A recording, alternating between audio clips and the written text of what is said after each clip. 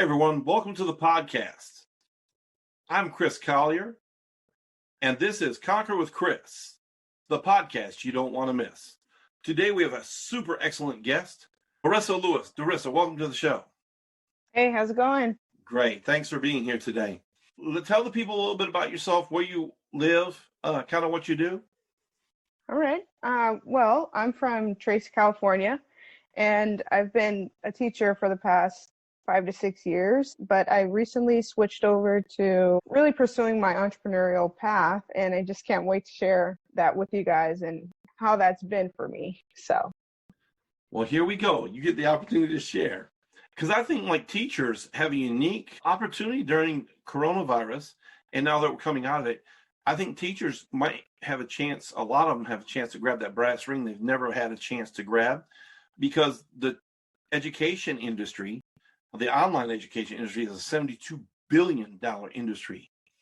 And so if you have anything you can teach at all, which you do, everyone does. So let's talk about your entrepreneur journey, Darrisa. What made you think about entrepreneurship from teaching?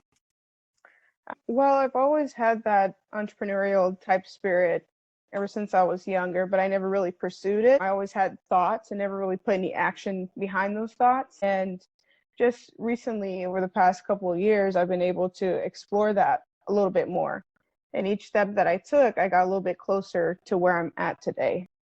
Well, that's great. So let's talk about that first step. What was that like? That very first step was just getting out there to see what was out there, because, there's a lot of things such as, e-commerce and affiliate marketing and, network marketing, all these kinds of things. So I did dabble in a few things and nothing really stuck with me. So I just had to keep on searching to see, okay, what will I run with, instead of just picking it up here and there and then just, What did you decide to run with? I decided to run with coaching and consulting. So that is, that's a huge part of the education industry. It may or may not be counted in the 72 billion, but man, it's a huge part of it. So what is your main focus? What's your main primary thought in the coaching and consulting space? All right. So basically it's, at least for the coaching side, it's for accountability as far as business goes. So if you're in a business or you're getting ready to start a business and you need that little extra push or you need some clarity and direction, that's where I step in as far as coaching goes. Now, for the consulting portion of it, it's mainly for Facebook challenges. I've had the privilege and the honor to take some training and take some people on and clients on as far as practice goes for those Facebook challenges. So I'm in the process right now to get certified as a Facebook challenge consultant. Oh, wow. And so have you been through a few of them already, right? Yes. So I've had the privilege to, practice with people so that way you can get more familiar with the framework and how things go. So that's what I've been working on recently. So what kind of results have you seen in Facebook challenges? It's like the number one marketing strategy right now because, with challenges, you can basically hit all of those marketing elements just within challenges because challenges are there to build relationships with people. You don't have to force information down anyone's throat necessarily, because you're there building that community, you're there connecting with people. You're collecting those leads without having to do the old tactics, if you will. That makes a lot of sense. Yeah. I was on a call earlier today with somebody, and they said they use 3 different challenges, and they're asking me what they should do. And I said, listen, run the same 3 challenges 4 times a year. Yeah. That way you can use the results from the first challenge on the 4th challenge, right? If in January, for example, you're running a weight loss challenge, right? And the 4th month, you're going to run another weight loss challenge. You can take the winner from January and have them help promote as the winner of the challenge. And you could have several different winners. Keep doing that over and over every time you have a weight loss challenge. And then you could have a health improvement challenge, right? Person who improved their health the most.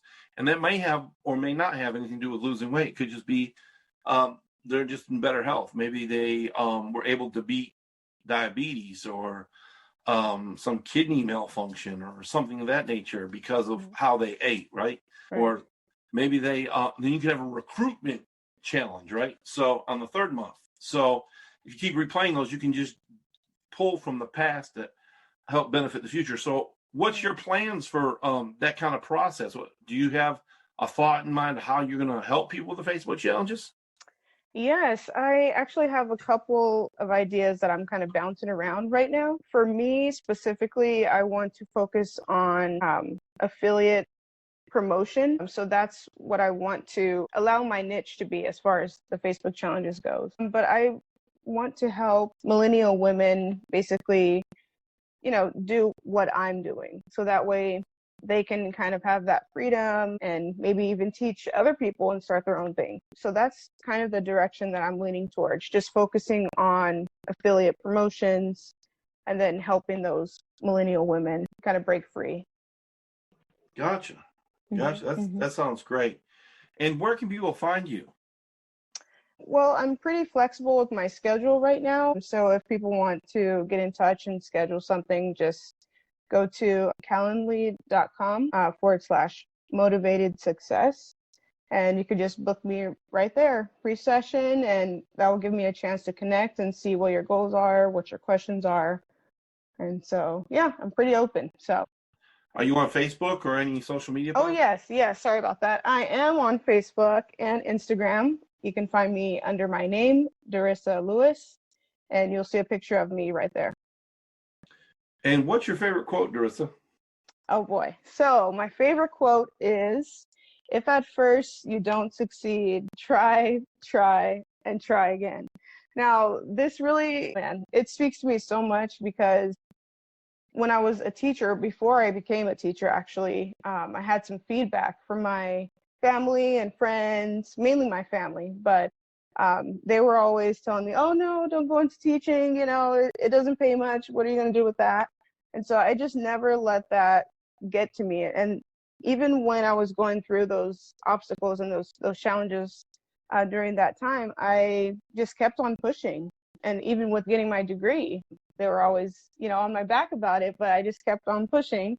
And then even with learning all of the things I've been learning in regards to entrepreneurship, there's been some struggles, there's been some frustrations, but I never let that hinder me. So that quote speaks to me to this day. And that's something I'll always hold on to, because just because you try once doesn't mean you won't succeed again. If you don't try, you won't succeed. Yeah. I have one that's a little bit different. It says, if you ain't cheating, you're not trying. No, I'm just kidding. But sometimes I wonder what people think when they just give up.